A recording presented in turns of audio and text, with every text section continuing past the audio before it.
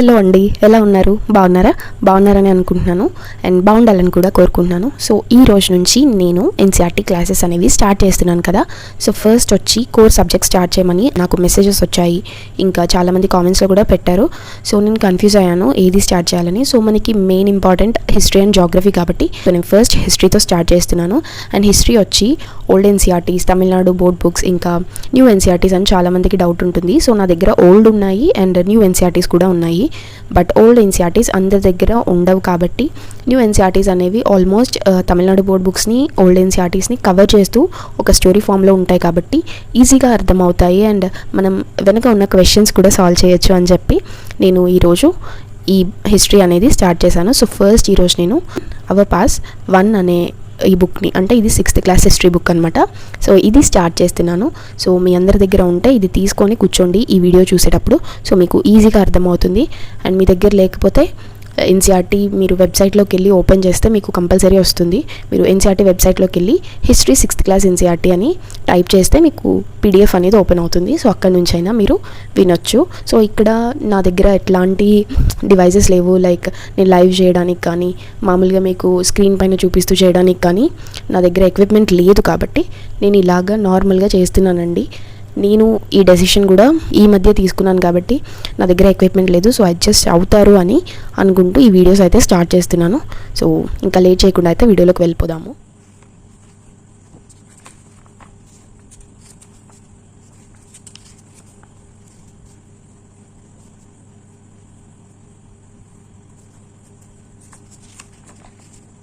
So ఈరోజు నేను first chapter and second chapter కూడా ఎక్స్ప్లెయిన్ చేస్తాను. సో ఫస్ట్ చాప్టర్ చూద్దాము. So what, where, how and when. So what అంటే ఏంటి, ఎక్కడ, ఎలా అండ్ ఎప్పుడు. సో దిస్ ఈజ్ వాట్ మన హెడ్డింగ్ అనేది చెప్తుంది చాప్టర్ 1. సో ఇది మనం చదువుదాం అనమాట. ఈజీగా అర్థమయ్యేలాగా నేను చెప్తాను అండ్ ఏమైనా హార్డ్ వర్డ్స్ ఉంటాయి కూడా వాటిని తెలుగులో ట్రాన్స్లేట్ చేసి చెప్పడానికి ట్రై చేస్తాను మ్యాక్సిమం. ఓకే, సో ఇక్కడ రషీదా అనే అమ్మాయి, సో ఆమె క్వశ్చన్ ఏంటంటే ఆమె ఒక హెడ్లైన్ చదువుతుంది అనమాట. లైక్ న్యూస్ పేపర్ చదువుతున్నప్పుడు ఆమె ఐస్ అనేవి ఒక హెడ్లైన్ పైన వెళ్ళింది. So 100 years ago how she wondered could any one know what happened so many years ago. So 100 years ago అనేది ఆమెకు కనిపించినప్పుడు ఆమె అనుకుందనమాట, ఎవరికైనా తెలుసా 100 years ago, so many years ago ఏం జరిగింది అనేది ఎవరికైనా తెలుసా అనేది ఆమె డౌట్. సో ఆమె డౌట్ అకార్డింగే ఈ అమ్మాయి చదివిన దాంతో, అంటే ఆ అమ్మాయికి వచ్చిన డౌట్ ప్రకారంగా మనకి ఈ చాప్టర్ అనేది స్టార్ట్ అవుతుంది. So finding out what happen అంటే మనం ఎస్టర్డే చూసుకుంటే మనం రేడియో వింటాము, వాచ్ టెలివిజన్ అంటే టీవీ చూసి తెలుసుకుంటాము, న్యూస్ పేపర్ చూసి తెలుసుకుంటాము. సో ఇవన్నీ మనకి ఇప్పట్లో జరుగుతున్నవి. అండ్ లాస్ట్ ఇయర్ అయితే మనం ఎవరినైనా అడిగి తెలుసుకుంటాము ఇన్ కేస్ మనం ఆ సిచ్యువేషన్లో లేకపోతే. బట్ ఎప్పుడుకో అంటే చాలా కాలం ముందు, మనం అసలు పుట్టక ముందు జరిగిన విషయాలు మనం ఎలా తెలుసుకోవాలి? సో అది ఈ చాప్టర్ గురించి. సో మనం ఫస్ట్ అయితే తెలుసుకుందాము. సో ఇక్కడ మనకి first what can we know about the past. మనం చాలా విషయాలు ఉన్నాయి మనం తెలుసుకోవడానికి. ఏంటి అంటే పీపుల్ ఏం తిన్నారు, ప్రజలు ఏం తిన్నారు, ఎట్లాంటి బట్టలు వేసుకునే వాళ్ళు అండ్ ఎట్లాంటి ఇళ్ళలో వాళ్ళు ఉండేవాళ్ళు, ఎట్లాంటి విషయాలు వాళ్ళ దగ్గర జరిగేవి అనేది మనం తెలుసుకోవాలి. సో మనం ఏం తెలుసుకోవాలి అంటే వాళ్ళ హంటర్స్ ఉంటారు కదా, వేటాడే వాళ్ళు, వాళ్ళ లైఫ్స్ గురించి. హర్డర్స్ అంటే షీప్స్ని వాటిని కాస్తారు కదా, సో వాళ్ళని. ఫార్మర్స్ వ్యవసాయకుల్ని. సో రూలర్స్ అంటే మన రూలర్స్ని, కింగ్స్ని, అట్లా కింగ్సే కాదు ఇంకా రూలర్స్ ఉంటారు కదా, సో వాళ్ళ గురించి. మర్చెంట్స్ గురించి. ప్రీస్ అంటే మనకి పూజారులు ఉంటారు. క్రాఫ్ట్స్ పర్సన్స్ అంటే క్రాఫ్ట్స్ అంటే బుట్టలు అట్లాంటివి చేస్తూ ఉంటారు కదా, సో క్రాఫ్ట్స్ ఎవరికైనా తెలుసు. సో ఆర్టిస్ట్, ఇంకా పెయింటింగ్స్ వేసేవాళ్ళు, వేరే ఇంకా ఆర్టిస్ట్ అంటే చాలా ఉంటారు. సో మ్యూజిషియన్ అండ్ సైంటిస్ట్, వీళ్ళందరి గురించి మనం తెలుసుకోవాలి. We can also find out about the games children played. పిల్లలు ఎట్లాంటి గేమ్స్ ఆడేవాళ్ళు, ఎట్లాంటి స్టోరీస్ వాళ్ళు వినేవాళ్ళు, ఎట్లాంటి ప్లేస్ వాళ్ళు చూసేవాళ్ళు, అంటే ఎట్లాంటి ఆటలు వాళ్ళు చూసేవాళ్ళు, ఎట్లాంటి పాటలు వాళ్ళు పాడేవాళ్ళు అనేది మనం తెలుసుకోవాలన్నమాట. So what can we know about the past అంటే ఇవన్నీ మనం తెలుసుకోవాలి. So where do people live. People అంటే ప్రజలు ఎక్కడ నివసించేవాళ్ళు. సో మనకి ఇది చాలా ఇంపార్టెంట్ అనమాట. ఇది చాలా టైమ్స్ మనకి బిట్స్ లాగా కూడా వచ్చింది, ఇది మీరు గుర్తుంచుకోవాలి తప్పదు. మనకి మ్యాప్ అనేది ఉంది పేజ్ 2లో, సో అక్కడికి వెళ్ళి రిఫరెన్స్ తీసుకోండి. ప్రజలు ఎక్కడ నివసించే వాళ్ళు అంటే బ్యాంక్స్ ఆఫ్ ద రివర్, అంటే రివర్కి ఇటు అటు గట్లు ఉంటాయి కదా, సో నాకు తెలుగులో ఏమంటారో ఐడియా లేదు. సో అక్కడ ఉండేవాళ్ళు, అక్కడ నివసించేవాళ్ళు. ఎప్పుడు అంటే 100,000 years ago, 100,000 సంవత్సరాల క్రితం. సో మనం ఎవరిని చూస్తాము అంటే ఎవరైతే నివసించే వాళ్ళు వాళ్ళని ఎవరెవరిని చూస్తామంటే స్కిల్డ్ గ్యాదరర్స్. వాళ్ళ ఫుడ్ని ఈజీగా అంటే స్కిల్డ్, వాళ్ళు ఆల్రెడీ ఎక్స్పీరియన్స్డ్, బాగా స్కిల్డ్ ఉన్న గ్యాదరర్స్ ఫుడ్ని సేకరించేవాళ్ళు. And they knew about the vast wealth of plants in the surrounding forest. So వాళ్ళకి ఆల్రెడీ తెలుసు అనమాట వాళ్ళ సరౌండింగ్స్లో ఎట్లాంటి ఫారెస్ట్ ఉన్నాయి అని. సో ఆ ఫారెస్ట్ నుంచి వాళ్ళు రూట్స్ కలెక్ట్ చేసుకునే వాళ్ళు, ఫ్రూట్స్ని, పండ్లని అండ్ ఇంకా అదర్ ఫారెస్ట్ ప్రొడ్యూస్, వాళ్ళ ఫుడ్కి ఏదైతే ఉపయోగపడుతుందో అట్లాంటివన్నీ వాళ్ళు సేకరించుకునే వాళ్ళు. సో వాళ్ళు యానిమల్స్ని కూడా వేటాడే వాళ్ళు అనమాట. వాళ్ళు తినడానికి, వాళ్ళు నివసించడానికి వాళ్ళకి యానిమల్స్ కూడా హంట్ చేసేవాళ్ళు. So find the river Narmada on map 1 అని అన్నారు కాబట్టి సో మనం అది చూద్దాము. Find the Sulaiman and Kirthar hills to the north west. So మీరు నార్త్ వెస్ట్ అనేది మీరు కంపల్సరీ తెలుసుకోవాలి. సో మనకి ఇప్పుడు నేను ఇక్కడ ఆల్రెడీ గీస్ చూపిస్తున్నాను. సో మనకి ఇట్లా డైరెక్షన్స్ ఉంటాయి కదా, so east west north south అని. So north south east west ఉంటుంది. సో ఇప్పుడు మనల్ని నార్త్ వెస్ట్ కనుక్కోమన్నారు కాబట్టి ఇది నార్త్ వెస్ట్ అవుతుంది, ఇది నార్త్ ఈస్ట్ అవుతుంది. సో ఇది సౌత్ ఈస్ట్ అవుతుంది, ఇది సౌత్ వెస్ట్ అవుతుంది. సో ఇప్పుడు నార్త్ వెస్ట్ కనుక్కోమన్నారు కాబట్టి మీరు ఇక్కడ క్లియర్గా చూస్తే నార్త్ వెస్ట్ ఏది వస్తుంది, ఈ ఏరియా వస్తుంది. So Sulaiman and Kirthar hills అంటే ఇక్కడుంది, ఇక్కడుంది. క్లియర్గా చూడండి, మీరు మ్యాప్ ఉంటుంది కాబట్టి క్లియర్గా చూసుకోండి. So some of the areas where women and men first began to grow crops such as wheat and barley about 8,000 years ago are located here. So ఇక్కడ ఏంటి అంటే వీట్ అండ్ బార్లీ నివసించే ఆ విమెన్ కానీ మెన్ కానీ ఆడవాళ్ళు మగవాళ్ళు కలిసి ఇక్కడ wheat and barley 8,000 years ago, మనకి 8,000 సంవత్సరాల క్రితం ఇక్కడ వీట్ అండ్ బార్లీని గ్రో చేశారనమాట. సో వీళ్ళు ఇక్కడ ఫస్ట్ స్టార్ట్ చేసింది Sulaiman and Kirthar hills. So ఇది ఎక్కడుంది అంటే మనకి నార్త్ వెస్ట్ రీజియన్లో. సో ఎట్ ప్రెజెంట్ ఎక్కడుంది అంటే పాకిస్తాన్లో ఉంది. సో ఇది మీరు క్లియర్గా తెలుసుకోవాలి. అండ్ ఆ తర్వాత people also began rearing animals like sheep, goat and cattle and lived in villages.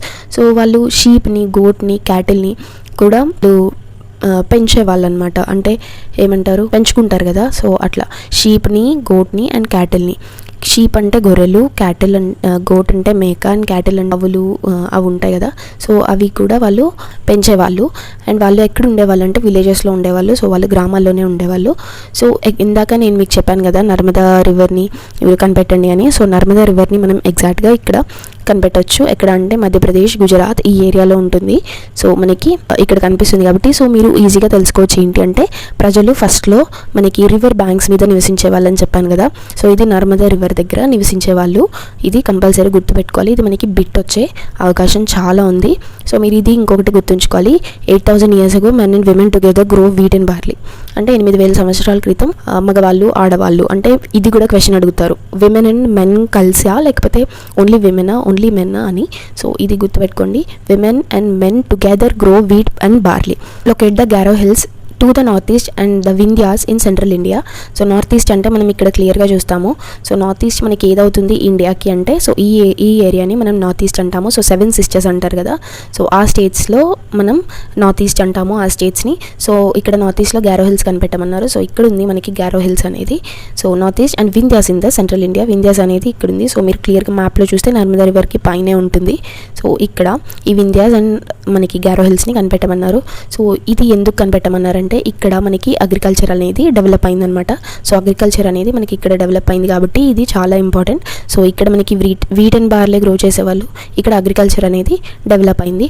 So మనకి ఫస్ట్ రైస్ ఎక్కడ గ్రో అయిందంటే నార్త్ ఆఫ్ వింధ్యాస్ నేను చూడమని చెప్పాను కదా. సో ఆ వింధ్యాస్కి నార్థన్ రీజియన్లో మనకి రైస్ అనేది ఫస్ట్ గ్రోయింగ్ స్టార్ట్ అయిందనమాట.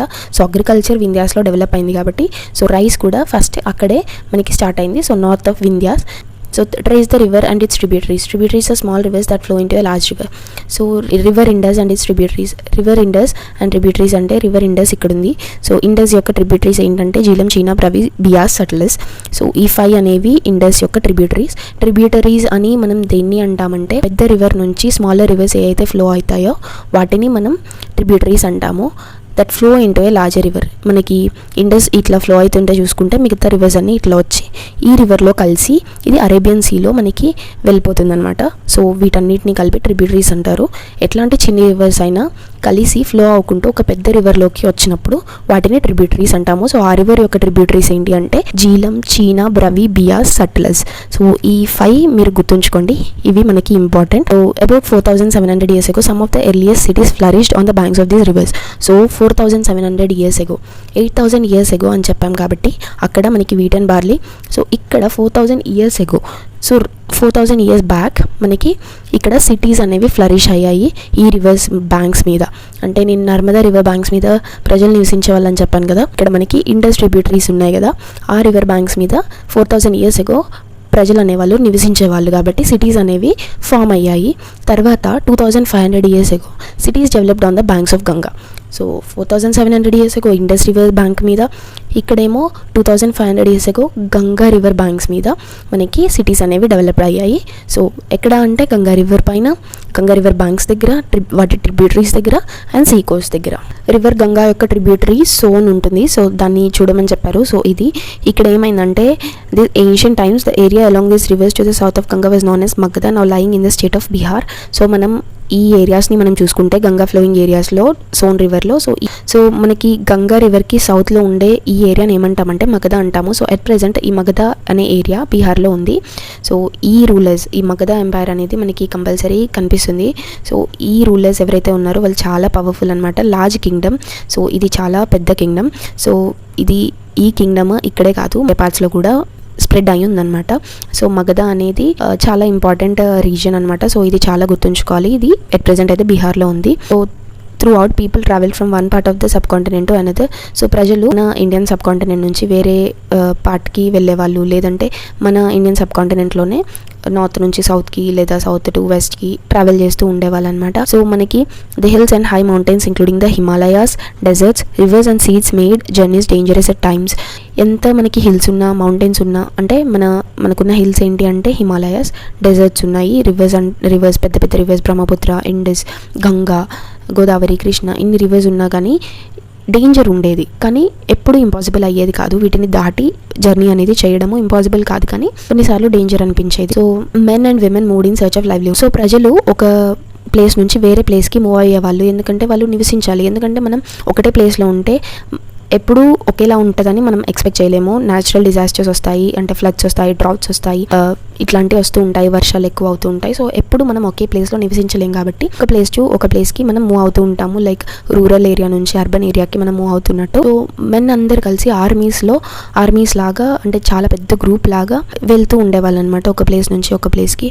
సో కాంకరింగ్ అదర్స్ ల్యాండ్, వేరే వాళ్ళ ల్యాండ్స్ని వాళ్ళు ఆక్యుపై చేసి వాటిని కాంకర్ చేయడము. And besides merchant travelled with caravans or ships carrying valuable goods from place to place. So merchants అంటే వ్యాపారస్తులు ఉంటారు కదా, సో వాళ్ళు క్యారవెన్స్లో వెళ్ళేవాళ్ళు అనమాట, లేదంటే షిప్స్లో వెళ్ళేవాళ్ళు కాలినడకన. క్యారవెన్స్లో అంటే నడుస్తూ వెళ్ళేవాళ్ళు, షిప్స్లో వెళ్ళేవాళ్ళు. ఒక ప్లేస్ టు ఒక ప్లేస్కి వెళ్తున్నప్పుడు వాళ్ళు వాల్యుబుల్ గుడ్స్ని తీసుకెళ్లేవాళ్ళు అనమాట. సో ఒక దగ్గర నుంచి వేరే ప్లేస్కి, ఒక దగ్గర దొరికేది వేరే ప్లేస్లో దొరకదు కాబట్టి వేరే ప్లేస్కి వాళ్ళు వెళ్ళినప్పుడు అక్కడ నుంచి తీసుకెళ్లేవాళ్ళు. And religious teachers walked from village to village, town to town. So religious teachers అంటే చేసే వాళ్ళు ఉంటారు కదా, సో రిలీజియన్ గురించి, మతాల గురించి. సో వాళ్ళు వేరే ప్లేస్ టు ప్లేస్ వెళ్ళేవాళ్ళు, టౌన్ టు టౌన్ వెళ్ళేవాళ్ళు, అండ్ వాళ్ళ ఇన్స్ట్రక్షన్స్ ఇచ్చేవాళ్ళు. మళ్ళీ some people perhaps driven by spirit of adventure. కొంతమంది ఏంటంటే అడ్వెంచర్ చూడాలని, అంటే కొంతమంది కావాలని వెళ్ళేవాళ్ళు, న్యూ థింగ్స్ని, ఎగ్జైటింగ్ ప్లేసెస్ని వాళ్ళు డిస్కవర్ చేయడానికి వెళ్ళేవాళ్ళు అనమాట. All these led to the sharing ideas of between people.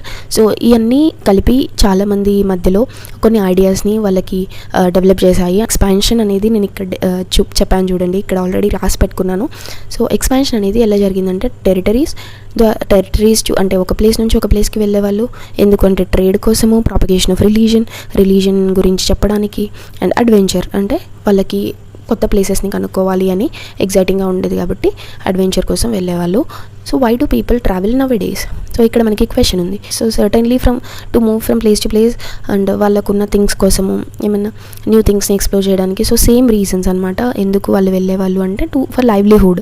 So మనకి hills, mountains and seas from the national frontiers of subcontinent. While it was difficult to cross these frontiers, those who wanted could and did scale the mountains and cross the Cs. So మనకి hills, mountains and సీస్ని cross చేయడానికి కష్టంగా ఉన్నప్పటికీ కూడా వాళ్ళు cross చేసేవాళ్ళు అనమాట. So and వేరే దగ్గర నుంచి, వేరే మిడిల్ ఈస్ట్ నుంచి, అట్లాంటి రీజన్స్ నుంచి వచ్చి కూడా మన సబ్ కాంటినెంట్లో సెటిల్ అయిన వాళ్ళు చాలామంది ఉన్నారు. These movements of people enriched our cultural traditions. So మన కల్చరల్ ట్రెడిషన్స్ ఎంత డైవర్స్గా ఉంటాయి కదా, సో మన కల్చరల్ డైవర్సిటీని పెంచింది కూడా ఈ మూమెంట్స్ అనమాట. ఒక ప్లేస్ నుంచి ఒక ప్లేస్కి వెళ్ళడము, ఇన్ని ట్రెడిషన్స్ని తీసుకొచ్చింది కూడా ఇట్లా మనం లైవ్లీహుడ్ కోసం వెళ్ళడము, వేరే కల్చర్ని అలవాటు చేసుకోవడము, ఇంట్రడ్యూస్ చేయడము, ఇట్లాంటివి. సో ఏంటి అంటే అట్లా రావడం వల్ల ఏం జరిగింది, కొత్త వేస్ అంటే మనం ఒక విధంగా కావ్ చేసేవాళ్ళము స్టోన్స్ని, కానీ వేరే వాళ్ళు వచ్చి ఇలా కావ్ చేయడం మనకి ఇంట్రడ్యూస్ చేశారు. మ్యూజిక్ని ఎలా కంపోజ్ చేయాలో నేర్పించారు.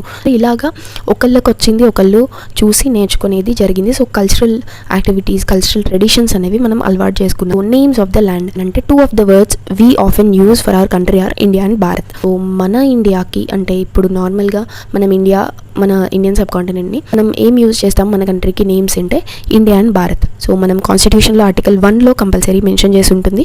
సో ఇది ఇండియా, దట్ ఈస్ భారత్ అని. సో మనం మన ఇండియాకి యూజ్ చేసే 2 words ఏంటి అంటే India and Bharat. The word India comes from the Indus river. మనకి నార్త్ వెస్ట్ రీజియన్లో ఇండస్ రివర్ ఉంటుంది కాబట్టి ఆ ఇండస్ రివర్ ద్వారా మనకి ఇండియా అనే నేమ్ వచ్చింది. సో తర్వాత సంస్కృత్లో ఆ ఇండస్ని సింధు అంటారు. ఈ find Iran and grace in your atlas. So అక్కడ నుంచి వచ్చిన వాళ్ళు ఎలా పిలిచేవాళ్ళు అంటే, సో వాళ్ళందరూ నార్త్ వెస్ట్ రీజియన్ నుంచి వచ్చేవాళ్ళు అనమాట 2005 years ago. అండ్ వాళ్ళకి వచ్చినప్పుడు వాళ్ళు ఇండస్ రివర్ని క్రాస్ చేసి మన ఇండియాలోకి ఎంటర్ అవ్వాల్సి వస్తుంది. సో అప్పుడు వాళ్ళకి ఆ ఇండస్ రివర్ కనిపించినప్పుడు వాళ్ళు ఏమని పిలిచారంటే, వాళ్ళకి సరిగా పలకడం రాక హిందోస్ ఆర్ ఇండోస్ అని పిలిచేవాళ్ళు. సో ఇండస్ రివర్కి ఈస్ట్లో ఉండేది ఏంటి అంటే మన కంట్రీ ఇండియా. సో ఆ ల్యాండ్ని ఏమని పిలిచేవాళ్ళు అంటే ఇండియా అని పిలిచేవాళ్ళు. సో మన కంట్రీని ఇండియా అని పిలవడం స్టార్ట్ చేసిన వాళ్ళు ఎవరు అంటే ఇరానియన్స్ అండ్ గ్రీస్ వాళ్ళు. సో వాళ్ళు ఫస్ట్ ఇండోస్ అండ్ హిందోస్ అనేవాళ్ళు. సో ఈ రివర్కి ఈస్ట్లో ఉన్న ల్యాండ్ని ఇండియా అని పిలిచేవాళ్ళు. So the name Bharata was use for the group of people who lived in the north west. So ఈ భరత అనే పేరు ఎలా వచ్చింది అంటే పీపుల్ నార్త్ వెస్ట్లో నివసించే వాళ్ళకి ఈ భరత అనే పేరు వచ్చింది అనమాట. సో ఈ పేరుని మనకి ఋగ్వేదాస్, సో మనకి వేదాస్ ఉన్నాయి కదా, ఋగ్వేద, యజుర్వేద, అథర్వవేద అండ్ సామవేద. సో ఈ వేదాస్లో మనకి ఉండింది. సో ఇది ఋగ్వేదాలో ఉంది భరత అనేది. So the earliest composition in Sanskrit dated to about 3500 years ago. Later it was use for the country. So మనం నార్త్ వెస్ట్లో ఉన్న వాళ్ళని ఆ పీపుల్ని భరత అని పిలిచేవాళ్ళం కాబట్టి సో ఇది ఋగ్వేదలో మెన్షన్ అయి ఉంది. ఇది Rigveda the earliest composition in Sanskrit. So ఇది ఎప్పుడు అంటే 3500 years ago కంపోజ్ చేశారు సాంస్క్రిట్లో. సో ఇదే సేమ్ మనకి కంట్రీకి యూజ్ చేయడం జరిగింది. So Rigveda composed in Sanskrit 3500 years ago. Oldest composition in the world ఏంటి అంటే ఋగ్వేద. సో ఇది చాలాసార్లు క్వశ్చన్ వచ్చింది, గుర్తుపెట్టుకోండి. Rigveda is the oldest composition అని గుర్తుపెట్టుకోండి. Finding out about the past గురించి మనం తెలుసుకోవడం. So there are several ways of finding about the past. So మనకి చాలా వేస్ ఉన్నాయి మనం పాస్ట్ గురించి తెలుసుకోవాలి అంటే. మనం ఎలా తెలుసుకోగలమో కొన్ని బుక్స్ని రీడ్ చేసి, వాళ్ళు ఆ టైంలో రాసిన బుక్స్ని రీడ్ చేసి కానీ. సో మనం ఆ బుక్స్ని ఏమంటామంటే మ్యానుస్క్రిప్ట్స్ అంటాము. సో అప్పట్లో ఇట్లా ప్రింటర్స్ ఇట్లాంటివి ఏమి ఉండేవి కాదు కాబట్టి వాళ్ళు చేత్తోనే రాయాలి. సో అట్లా చేత్తో రాసిన వాటిని ఏమంటాము అంటే మ్యానుస్క్రిప్ట్స్ అంటాము. సో మ్యానుస్క్రిప్ట్స్ని మీరు గుర్తుంచుకోవచ్చు, మ్యానుస్క్రిప్ట్స్ అని గుర్తుపెట్టుకోవచ్చు. మాను అంటే హ్యాండ్ అంట లాటిన్ వర్డ్లో. సో మ్యానుస్క్రిప్ట్స్ అంటే written by hand. They were usually written on palm leaf. So ఇవి పామ్ లీఫ్ అంటే తాటి చెట్లు ఉంటాయి కదా, సో వాటి ఆకుల పైన రాసేవాళ్ళు. లేదంటే bark of a tree known as birch అనే ఒక ట్రీ ఉంటుందన్నమాట. సో అది హిమాలయాస్లో గ్రో అవుతుంది. వాటి యొక్క బార్క్ అంటారు కదా, బెరడు. సో ఆ బెరడు పైన రాసేవాళ్ళు.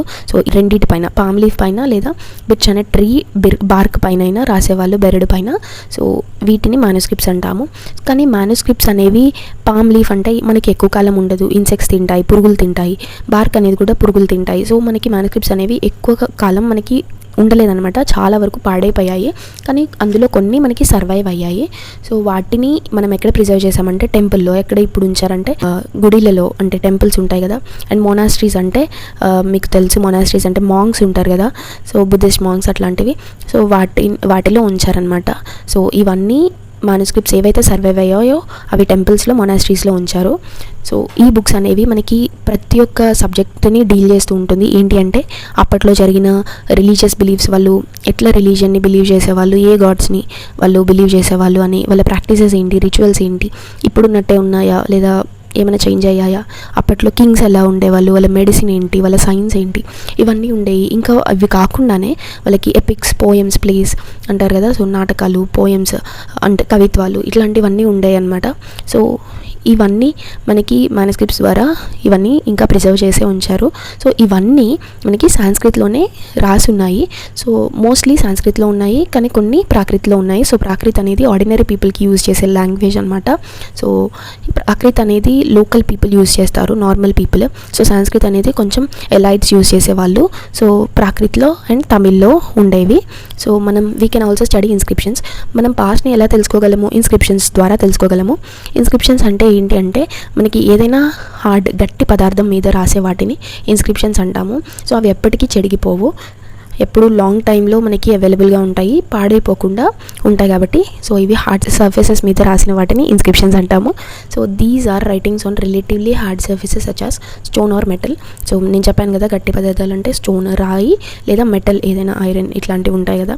సో మెటల్ మీద రాసేవాళ్ళు. సో వాళ్ళకి ఉంటారు కదా, సో కింగ్స్ వాళ్ళు ఏమైనా ఆర్డర్స్ ఇవ్వాలి అని అంటే వాళ్ళు ఇట్లాంటి రాత్రుల మీద రాసి పెట్టి బయట వాళ్ళ ప్యాలెస్కి బయట ఉంచినప్పుడు పీపుల్ చూసేవాళ్ళు అనమాట.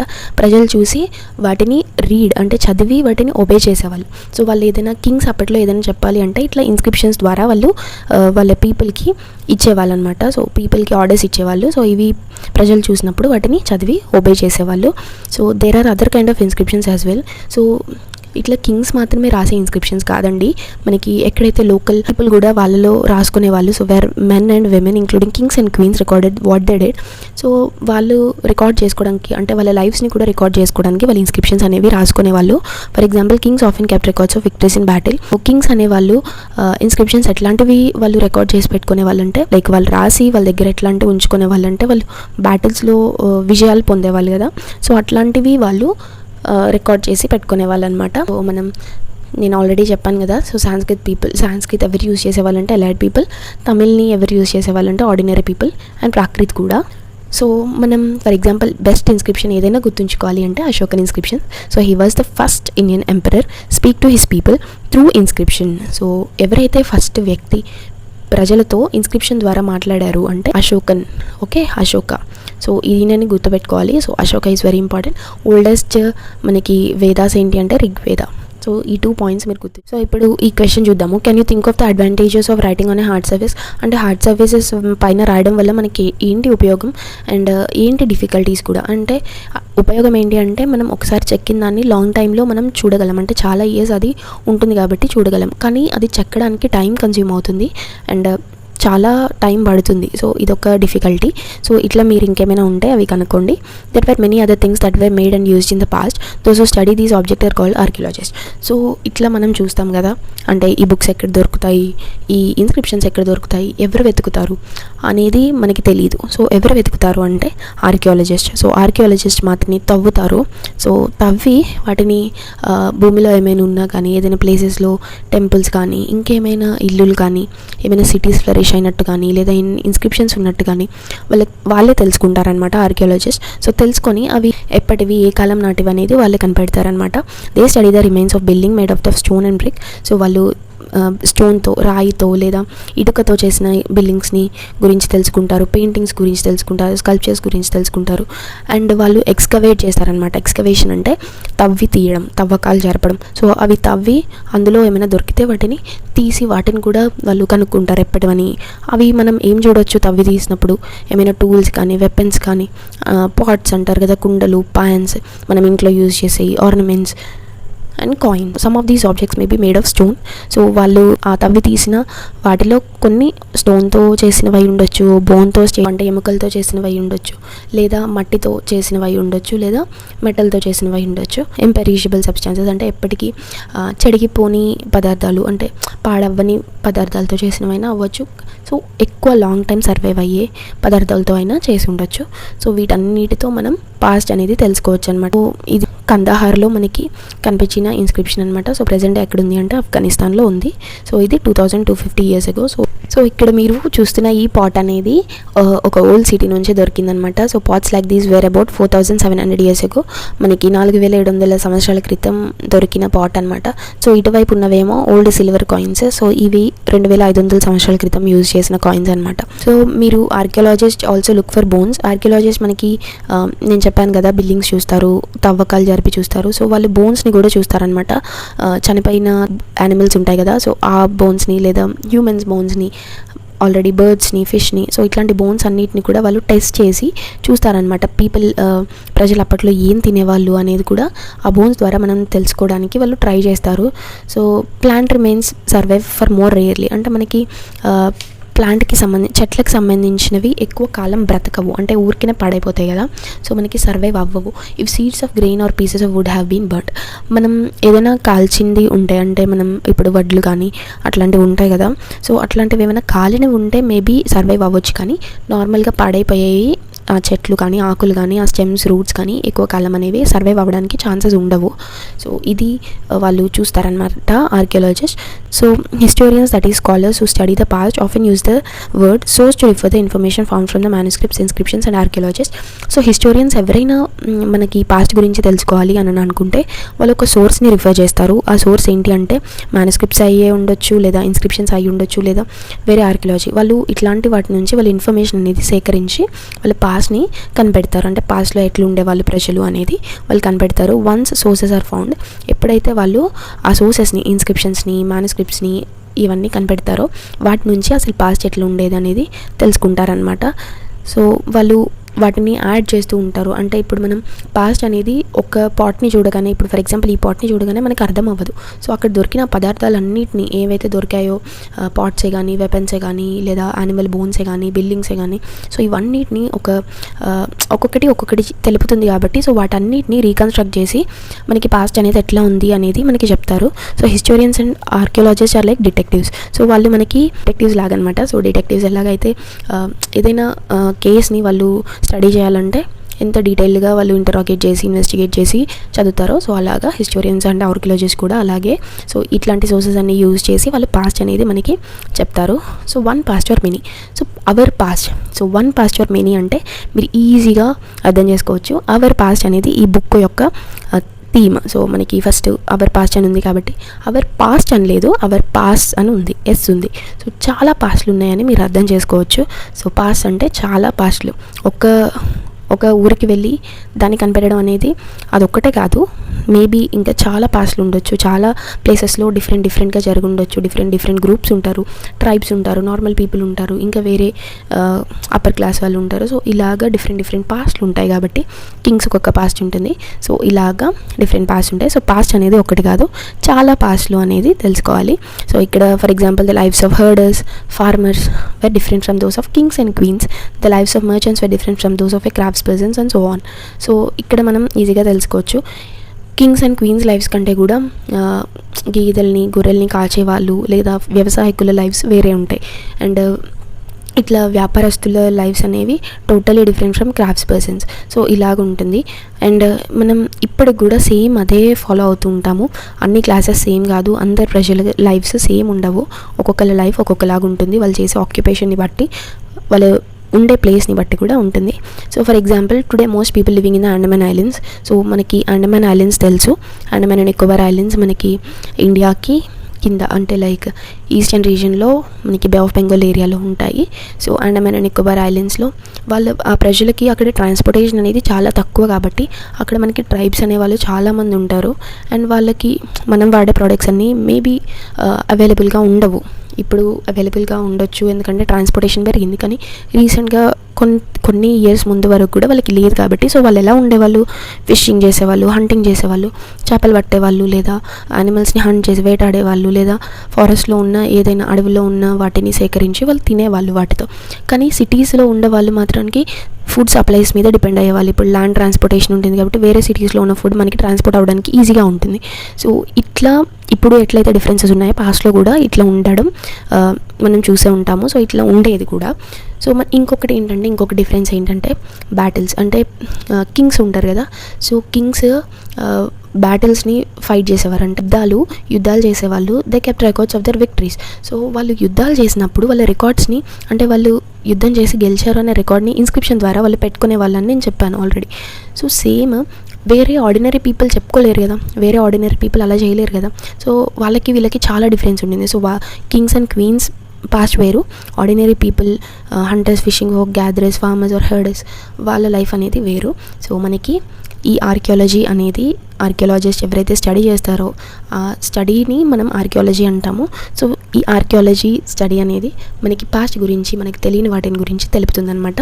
మనకి వాట్ డు డేట్స్ మీన్ అంటే, డేట్స్ అంటే ఇప్పుడు మనకి తేదీలు ఉంటాయి కదా, సో ఆ తేదీలని మనం ఎలా చెప్పగలం, అంటే వాటి ద్వారా మనం ఏం తెలుసుకోగలం. If somebody ask you the date, you will probably mention the day, month and year. So ఎవరైతే మనల్ని ఈరోజు డేట్ ఏంటి అంటే మనం చెప్తాము ఈ ఇయర్, ఈ మంత్, ఈ డే అని, 1000 ఆర్ సంథింగ్ అని. కానీ మనం 2000 years బ్యాక్ జీసస్ క్రైస్ట్ పుట్టారు అని అంటే ఆ ముందు సంవత్సరాలని ఏమని పిలుస్తాము, జీసస్ క్రైస్ట్ పుట్టిన తర్వాత నుంచి వచ్చిన సంవత్సరాలని ఏమని పిలుస్తాము అనేది ఇక్కడ ఇంపార్టెంట్ అనమాట. So 2000 means 2000 years after the birth of Jesus Christ.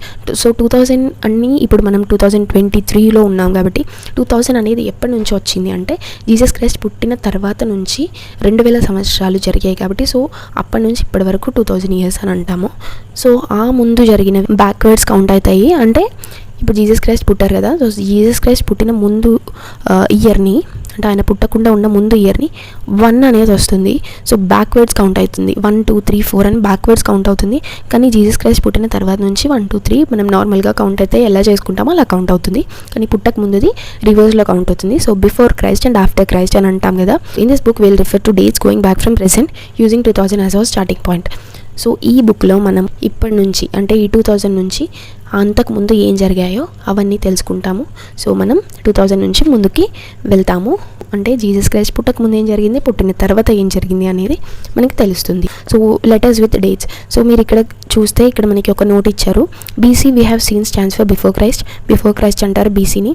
ఏడీని అన్నో డామినీ అని అంటారు.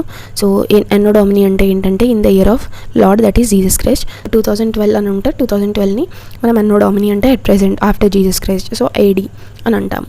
సో సమ్టైమ్స్ ఈ is used instead of AC, అంటే కరెంట్ ఎరా అంటారు కదా, క్రైస్ట్ ఎరా ఈజ్ ఇన్స్టెడ్ యూజింగ్ ఆఫ్ అన్నో డామినీ. కొంతమంది సిఈ అని యూజ్ చేస్తారు, కొన్నిసార్లు ఏడీ అని యూజ్ చేస్తారు, కొన్నిసార్లు బీసీఈ అని యూజ్ చేస్తారు, బీసీ అని యూజ్ చేస్తారు. సో ఇలాగా. సో సిఈ అంటే ఏంటంటే కామన్ ఎరా, ఏడీ అంటే అన్నో డామినీ, బీసీఈ అంటే బిఫోర్ కామన్ ఎరా. సో ఈ టర్మ్స్ అన్నీ మనం క్రిస్టియన్ ఎరాకి ముందు, క్రిస్టియన్ ఎరా తర్వాత యూజ్ చేస్తాము. సో క్రిస్టియన్ ఎరా అనేది మోస్ట్ ఆఫ్ ద వరల్డ్లో ఉన్న కంట్రీస్ అన్నీ యూజ్ చేస్తున్నాయి.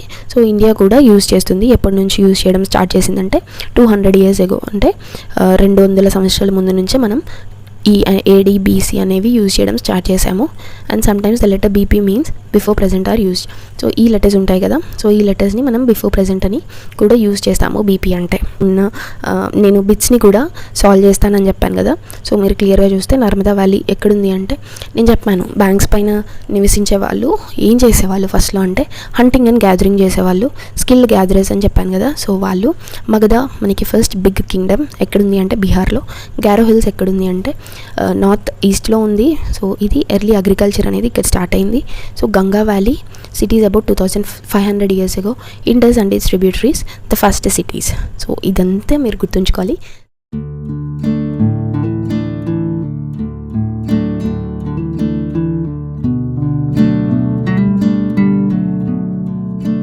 సో ఈ బిట్స్ అనేవి సాల్వ్ చేయండి.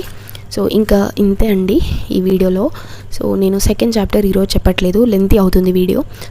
సో నేను నెక్స్ట్ వీడియో చేస్తాను సెకండ్ చాప్టర్ అనేది. సో ఇంతే అండి ఇంకా ఈ వీడియో మీ అందరికీ హెల్ప్ అయింది అని అనుకుంటున్నాను. ఇన్ కేస్ ఈ వీడియో హెల్ప్ అయి ఉంటే నా ఛానల్కి మర్చిపోకుండా సబ్స్క్రైబ్ చేసుకోండి. సో ఇంకా ఇంతే అండి. Thank you for watching. Bye.